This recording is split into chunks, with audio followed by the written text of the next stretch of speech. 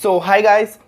आज का वीडियो बहुत ज़्यादा स्पेशल टॉपिक पर होने वाला है एंड एक बहुत ही एडवांस टॉपिक पर होने वाला है जिसका नाम है एक्स क्रॉस या फिर हम उसे एक्सटेंडेड क्रॉस भी बोल सकते हैं। ये कैसे आपकी टाइमिंग को इम्प्रूव करेगा, कैसे हम इसे इम्प्लीमेंट करते हैं एंड बहुत सारे केसेस पर बात करेंगे आज वीडियो में।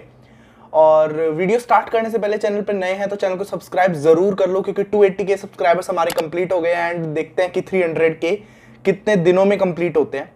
और उससे पहले वीडियो स्टार्ट करने से पहले एक रिक्वेस्ट करना चाहूँगा यार, प्लीज़ वीडियोस को एंड तक देखना क्योंकि शायद आपको ये चीज़ आती हो एंड आप चैनल को सपोर्ट करने के लिए आए हो, बट आप अगर एंड तक वीडियो नहीं देखोगे तो इसका रिटेंशन कम हो जाएगा एंड जिसकी वजह से जिसको ये हेल्प कर सकता है उस तक ये वीडियो नहीं पहुंच पाएगा। तो एक बहुत बड़ी रिक्वेस्ट कर रहा हूँ कि प्लीज़ एंड तक ज़रूर देखना वीडियो को एंड लाइक और कॉमेंट भी कर देना ताकि रीच इसकी इंक्रीज हो सके क्योंकि आजकल यूट्यूब नोटिफिकेशंस का बहुत ज़्यादा प्रॉब्लम चल रहा है। ओके, सो चलिए फिर स्टार्ट करते हैं आज का वीडियो और देखते हैं कि ये एक्सटेंडेड क्रॉस एक्स क्रॉस क्या होता है।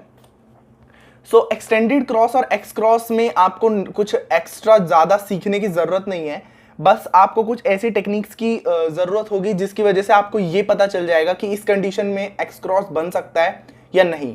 तो सबसे पहले बात करेंगे कि एक्स क्रॉस होता क्या है। एक्स क्रॉस आप जब F12 मतलब सीफॉप मेथड में जब स्टार्टिंग में क्रॉस बनाते हैं तो अगर आप उस क्रॉस के साथ ही अपना पहला F12 पेयर इंसर्ट कर दें, लाइक पहला F12 पेयर बनाकर इंसर्ट उसे क्रॉस के साथ ही कर दें तो आपकी टाइमिंग को रिड्यूस करेगा ये, क्योंकि आपको पहला F12 पेयर नहीं बनाना पड़ेगा। तो इसी को हम एक्स क्रॉस बोलते हैं कि जब आप क्रॉस को इंस्पेक्ट कर रहे हैं तभी आप अपना फर्स्ट F12 पेयर को देखें एंड ये नहीं है कि पहले आप क्रॉस बनाएं देन उस पेयर को लगाएं, नहीं, आपको क्रॉस के साथ ही उस पेयर को भी बनाना है एंड देन फिर आपका क्या होगा, एक जब आप क्रॉस को कंप्लीट करेंगे आपका एक F12 पेयर भी कंप्लीट हो जाएगा जिसकी वजह से आपकी टाइमिंग बहुत ज़्यादा इंप्रूव होगी क्योंकि उसके बाद आप लुक अहेड करके सेकंड F12 पेयर को भी जल्दी इंसर्ट करेंगे एंड ओवरऑल अगर आपके F12 की टाइमिंग इंप्रूव हुई तो आपका क्यूब सॉल्विंग भी इंप्रूव हो जाएगा। ठीक है, तो ये होता है हमारा एक्स क्रॉस कि आप एक्स क्रॉस में मतलब हमारे क्या करना होता है। अब इस एक्स क्रॉस की कुछ आइडेंटिफिकेशन होती है कि कुछ ऐसे हम साइंस बोल सकते हैं कि अगर ये वाले साइंस आपको अपने क्यूब में दिखें तो इसका मतलब ये है कि आपके एक्स क्रॉस के बनने की पॉसिबिलिटी ज्यादा है।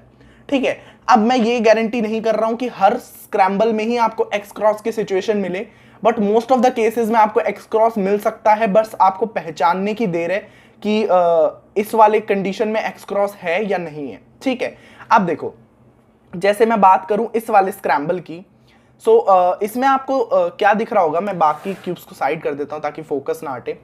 यहां पर देखेंगे अगर आप तो यहां पर आपको एक कॉर्नर सॉल्व मिल रहा है। ठीक है, जैसे आप देखेंगे कि आपके दो एजेस जो हैं वो आपका क्रॉस बना रहे हैं एंड बाकी एक एज यहां पर है, एक एज यहां पर है, बट एक्स क्रॉस की तीन आइडेंटिफिकेशन आपको याद रखनी है कि अगर ये तीन साइंस आपको दिखेंगे तो इसका मतलब आपका एक्स क्रॉस बन रहा है। पहला साइन ये है कि आपको यहां पर आपको एक कॉर्नर जो है ऑलरेडी सॉल्व्ड मिलेगा। ऑलरेडी सॉल्व्ड का मतलब क्या है कि या तो वो अपनी एज के साथ मैच्ड होगा, किसी भी एक एज के साथ, और करेक्ट पोजीशन पर होगा। अब ये जरूरी नहीं है कि ये यहीं पर हो, आपको अगर ऐसे भी दिख रहा है कि ऑरेंज ऑरेंज के साथ मैच कर रहा है एंड व्हाइट व्हाइट के साथ मैच कर रहा है, इसका मतलब ये है कि आपका एक कॉर्नर सॉल्व्ड है। तो पहला साइन तो ये है कि आपका कोई भी एक कॉर्नर सॉल्व होना चाहिए। ठीक है, सेकंड साइन की अगर मैं बात करूं तो सेकंड साइन हमारा ये है कि जैसे हमारा कोई कॉर्नर सॉल्व होना चाहिए, ऐसे हमारा एक साइन ये भी है कि एक एज सॉल्व देखनी है हमें। ठीक है, जैसे हमारे अगर मैं बात करूं इसमें तो हमारी तीन क्रॉस एजेस बनी हुई है, उस पर ध्यान मत दीजिए, वो हार्ड भी हो सकता है, इजी क्रॉस भी हो सकता है, वो स्क्रैम्बल पर डिपेंड करता है। बट आपको देखना क्या है कि कोई भी अगर आपकी कोई सॉल्व्ड एज आपके पास मिल रही है आपको, जैसे मैं बात करूं इसकी बात, ठीक है, तो जैसे आप देख सकते हैं यहाँ पर रेड और ब्लू में एक सॉल्व्ड एज है और आपका यहाँ पर क्रॉस बन रहा है एंड आपको सिर्फ कॉर्नर को अलाइन करना है जिसकी वजह से आपका F12 पेयर बन जाएगा। सेकंड केस ये है कि आपको कोई भी एक सॉल्व्ड एज मिले। अब ये वाली सॉल्व्ड एज कोई सी भी हो सकती है, जरूरी नहीं है कि यहाँ पर ही मिले। आप जैसे अगर यहाँ पर कर रहे हैं तो आप ऐसे करके अगर एक मूव से इसको सॉल्व बना रहे हैं तो आप कॉर्नर भी इसका देख पाएंगे कि यहाँ पर है। आप जब इसे अरेंज करेंगे तो आपका देखेंगे कि F12 पेयर बन जाएगा। आपको क्या करना है कि साइंस क्या है, पहला कि एक सॉल्व्ड कॉर्नर मिले, दूसरा साइन है कि आपको कोई भी एक सॉल्व्ड एज मिले, और जो तीसरा साइन है वो सबसे इंपॉर्टेंट साइन होता है क्योंकि वो सबसे ईजिएस्ट साइन भी होता है एंड उसको आइडेंटिफाई करना भी बहुत ईजी होता है। वो ये होता है कि आपको एक F12 पेयर ऑलरेडी आपका सॉल्व मिले। लाइक यहाँ पर आप देखेंगे कि ग्रीन एंड ऑरेंज वाला F12 पेयर ऑलरेडी सॉल्व होगा, या फिर हम इसको क्या बोल सकते हैं 2x2x1 ब्लॉक भी बोल सकते हैं कि ये आइडेंटिफिकेशन है। बट मैं इसको आइडेंटिफिकेशन या साइन नहीं मानता। मेनली आपका फोकस ये होना चाहिए कि आपका कोई भी एक F12 पेयर पहले से ही सॉल्व हो, स्क्रैम्बल से पहले ही, ठीक है। सो ये 3 साइन हमें देखने को मिल जाते हैं। अब देखो, जैसे मैंने बताया था कि मेरा पहला साइन क्या था कि आपको एक सॉल्ड कॉर्नर मिले, तो इसमें हमारा सॉल्ड कॉर्नर ये वाला है और एज हमारी इसकी कौन सी है, ये वाली। अब देखो मैं इसे कैसे सॉल्व करने की कोशिश करूंगा।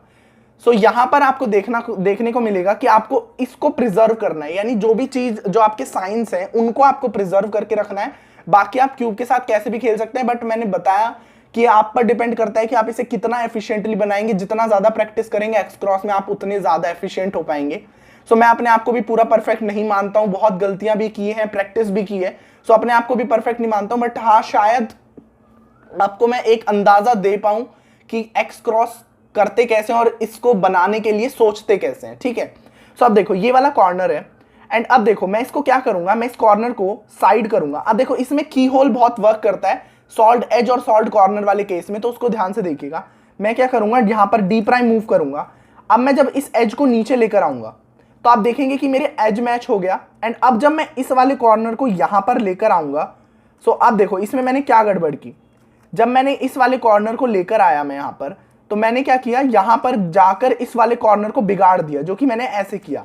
ये नहीं करना है आपको, इस कॉर्नर को ऐसे करना है कि ये प्रिजर्व हो। तो मैं क्या करूंगा, इसको इस साइड लेके जाऊंगा ताकि जब मैं ये वाला मूव परफॉर्म करूं तो इसमें कोई भी प्रॉब्लम ना आए। अब मैं क्या करूंगा, इस वाली एज को सॉल्व करूंगा, ये वाली एज सॉल्व हो गई। अब मैं जब इसको डी प्राइम मूव करूंगा तो आप देखेंगे कि आपका ये वाला जो F12 पेयर है ये सॉल्व हो गया है। अब इसको कैसे सॉल्व करना है, अब देखो जैसे मैं यहां पर ये वाला ब्लू वाला एज लेकर आया, अब मैं क्या गलती कर सकता हूं, ये देखो जब मैं इसमें R2 करके परफॉर्म करूंगा, बट इसमें क्या प्रॉब्लम होगी कि हमारा F12 पेयर बाहर निकल रहा है। तो ये तो वही बात होगी कि क्रॉस में पहले बनाऊं एंड F12 पेयर को बाद में सॉल्व करूं। ये नहीं करना है आपको, क्या करना है, इसको प्रिजर्व करना है। तो हम इसको नीचे करेंगे एंड देन हम हम क्या करेंगे, F2 करेंगे, एंड देन जब हम लगाएंगे तो आप देखेंगे कि आपका यहाँ पर एक F12 पेयर सॉल्व हो गया। एंड सिंपली जब ये लास्ट एज बची है, इसको हम सिंपली ऐसे सॉल्व कर सकते हैं। तो ये वाला पेयर भी प्रिजर्व हो गया, क्रॉस भी बन गया, एंड हमारा एक्स क्रॉस भी फॉर्म हो गया, ठीक है। सेकंड केस देखते हैं। तो सेकंड केस हमारा कुछ नहीं है, हमारा एक सॉल्ड एज आपको देखने को मिल रही है, एंड यहां पर आपको कॉर्नर देखने को मिल रहा है जिसको हमें अलाइन करना है। अब मैंने इस कॉर्नर को ऐसे अलाइन किया हुआ है, कोई दिक्कत वाली बात नहीं है। मैं इसको बाहर निकाल के कर दिखाता हूं आपको।